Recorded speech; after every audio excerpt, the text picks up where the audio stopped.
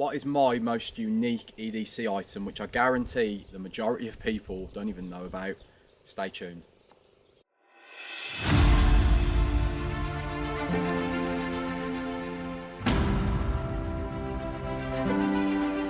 Hi guys, it's Ryan here with Sigma Survival, and in today's video I want to talk about my most unique everyday carry item. I carry this all the time, wherever I'm going, whatever I'm wearing. Some of the EDC items that I had before currently don't work anymore, like the watch, so I don't wear a watch currently because I'm looking at getting a new one, etc, etc. But you know, other than carrying like the basics like a knife and some of the other 10 C's of survivability, there's one tool that I carry on me at all times no matter what, and that is my medical multi-tool. For those of you that have seen some of my other videos on the channel, you'll know what this is, but I want to talk in a bit more detail about the history of why I carry this, when I started carrying it, and why it's so good to carry.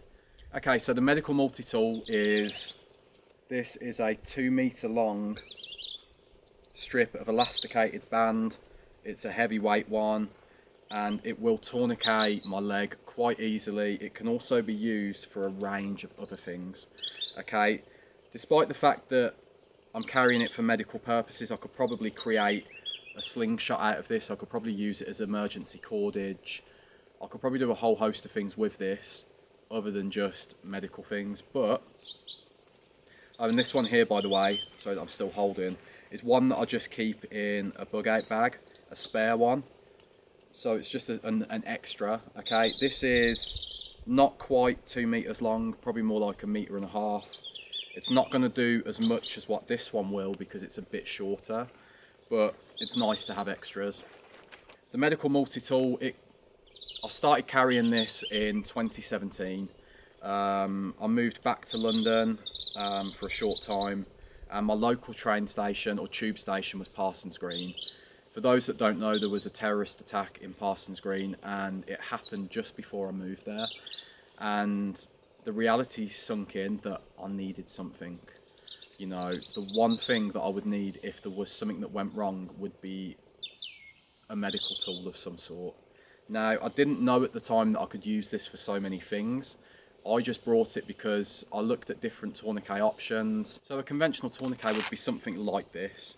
I do have some videos coming up or already on the channel about these.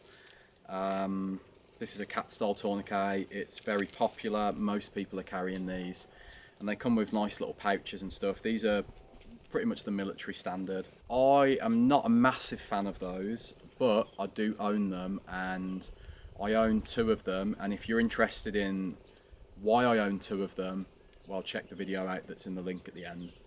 But this right here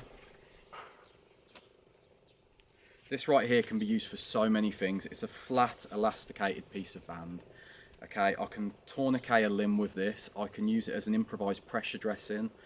I can use it as a sling for my arm. I can use this if I fracture my pelvis to pull the bones together to stabilise that injury.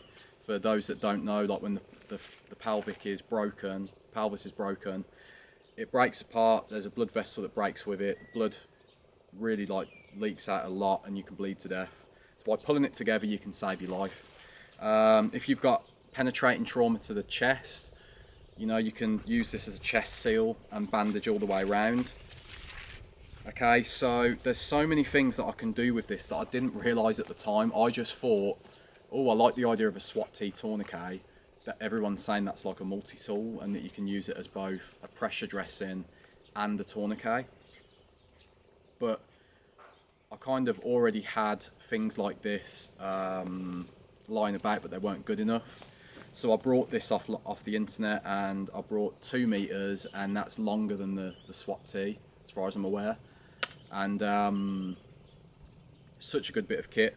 The way I utilised it at the time when I first was living in London was I would wrap other bits of kit in this, so compressed gauze, other little bits and bobs, and it would be ready to go. So basically, if I rolled it out, the kit would fall out near the patient or near myself, so I can work with it, and at the same time I've got this ready to go as a tourniquet.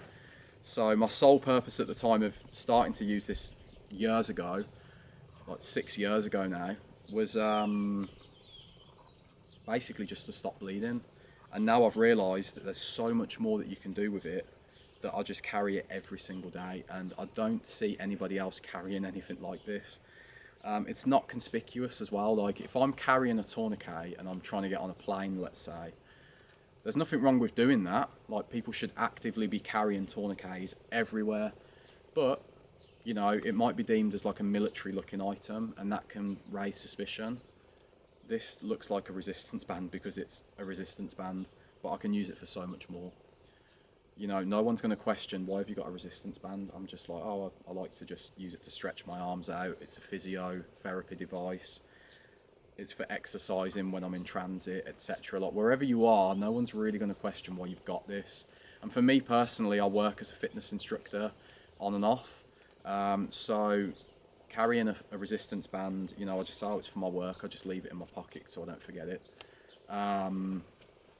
Fits nicely into here, whereas, you know, this is really chunky. This is going to struggle to fit into a pocket as much. I do apologise, guys. There's sheep in the background, and I think they're trying to get out of their pen. This is not very practical, and it's not malleable. This is hard to carry. That's good for overt carry. This is good for everyday carry, okay? Tactical professionals, yeah, by all means, stick with the cat tourniquet if that's what you want to do. I will always opt for this flat elasticated band. It's so much better.